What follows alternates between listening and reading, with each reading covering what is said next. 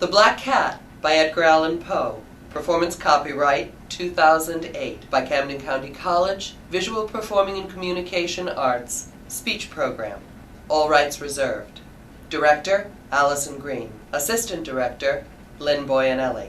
Speaker 1, Lynn Boyanelli. Speaker 2, Nancy Reeves. Speaker 3, Erin Gartland. For this most wild, yet most homely narrative, I neither expect nor solicit belief.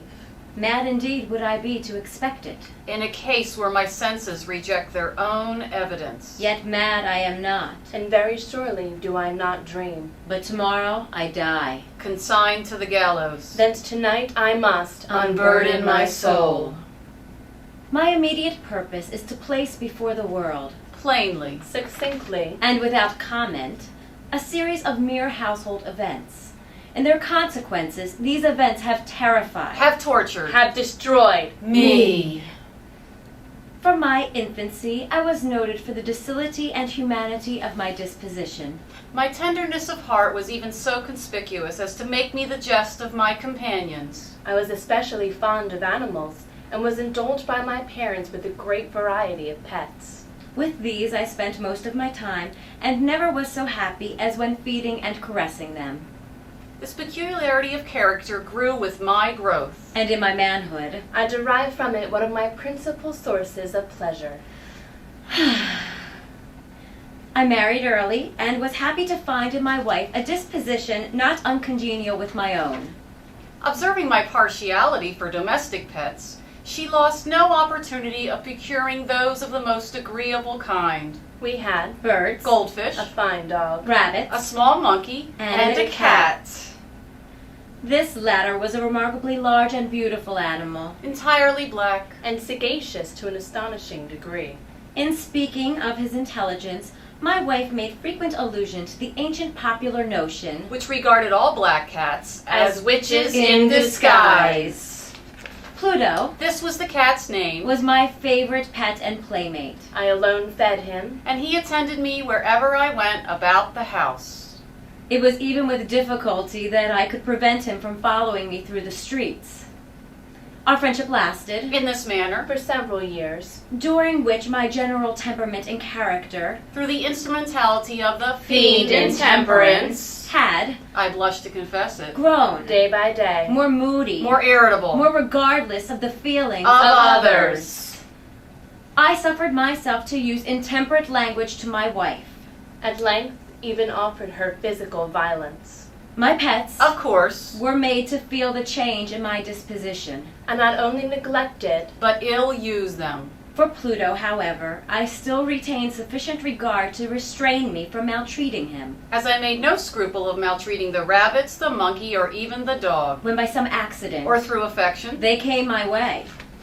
But my disease grew upon me, for what disease is like alcohol, and at length even Pluto, Who was now becoming old, and consequently somewhat peevish. even Pluto began to experience the effects of my ill temper. One night returning home much intoxicated, from one of my haunts about town, I fancied that the cat avoided my presence. I seized him, when, in his fright at my violence, he inflicted a slight wound upon my hand with his teeth. the fury of a demon instantly possessed me. I knew myself no longer. My original soul seemed at once to take its flight from my body, and a more than fiendish malevolence Gin nurtured, thrilled every fiber of my frame. I took from my waistcoat pocket a penknife, opened it, Grasped the poor beast by the throat, and deliberately cut one of its eyes from the socket. Ah! Ah! When reason returned with the morning, when I had slept off the fumes of the night's debauch, I experienced a sentiment half of horror, half of remorse, of the crime of which I had been guilty. But it was, at best, a feeble and equivocal feeling, and the soul remained untouched. I again plunged into excess, And soon drowned in wine all memory of the deed. In the meantime, the cat slowly recovered. The socket of the lost eye presented, It is true. a frightful appearance. but he no longer appeared to suffer any pain. He went about the house as usual, but as might be expected, Fled in extreme terror at my approach. I had so much of my old heart left as to be first grieved by this evident dislike on the part of a creature which had once so loved me. And then came to my final overthrow the spirit of perverseness. Perverseness is one of the primitive impulses of the human heart. Who has not 100 times. found himself committing a vile or silly action for no other reason than because He knows he should not. This spirit of perverseness came to my final overthrow. This longing of the soul to vex itself, to offer violence to its own nature, to do wrong for the wrong's sake only, urged me to continue and finally to consummate the injury I had inflicted upon the unoffending brute.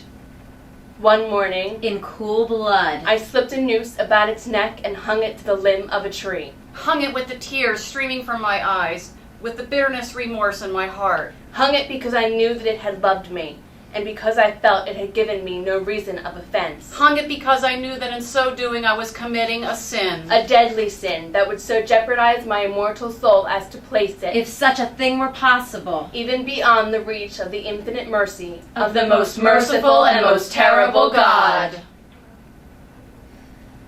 On the day of the night on which this cruel deed was done, I was aroused from sleep by the cry of Fire! Fire! Fire! The curtains of my bed were in flames. The whole house was blazing. It was with great difficulty that my wife and myself made our escape. The destruction was complete. My entire worldly wealth was swallowed up, and I resigned myself thenceforward to despair. On the day succeeding the fire, I visited the ruins. The walls With one exception. had fallen in. About this wall, a dense crowd were collected, and many persons seemed to be examining a particular portion of it with every minute and eager attention. The words Strange. Singular. and other similar expressions excited my curiosity. I approached and saw As if graven on bas relief on the white surface, The figure of a gigantic cat. the impression was given with an accuracy truly marvelous. There was a rope about the animal's neck.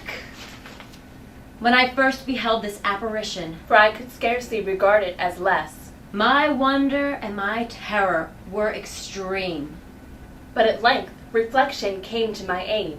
The cat I remembered, had been hung in a garden adjacent to the house upon the alarm of fire, this garden had been immediately filled by the crowd by someone of whom the animal must have been cut from the tree and thrown through an open window. into my chamber. This had probably been done with the view of arousing me from sleep. The falling of the other walls had compressed the victim of my cruelty into the substance of the plaster, The lime of which had then, with the flames, and the ammonia from the carcass accomplished the portraiture as I saw it. Although I thus readily accounted to my reason, if not altogether to my conscience. it did not the less fail to make a deep impression upon my fancy. For months I could not rid myself of the phantasm of the cat. I went so far as to regret the loss of the animal, and to look about me for another pet of the same species. And of somewhat similar appearance. One night, as I sat Half stupefied. in a den of more than infamy, my attention was suddenly drawn to some black object. I approached it and touched it with my hand. It was a black cat. A very large one. Fully as large as Pluto, and closely resembling him in every respect but one. Pluto had not a white hair on any portion of his body, but this cat had a large, though indefinite, splotch of white, covering nearly the whole region of the breast. Upon my touching him, he immediately rose, purred loudly, rubbed against my hand, and appeared delighted with my notice. I continued my caresses, and, when I prepared to go home, the animal evinced a disposition to accompany me. I permitted it to do so, occasionally stooping and patting it as I proceeded.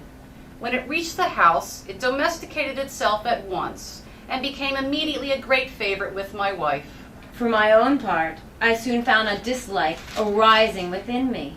This was just the reverse of what I had anticipated, but its evident fondness for myself rather disgusted and annoyed. By slow degrees, these feelings rose into the bitterness of hatred, and gradually, Very gradually. I came to look upon it with unutterable loathing, and fled silently from its odious presence as from a pestilence.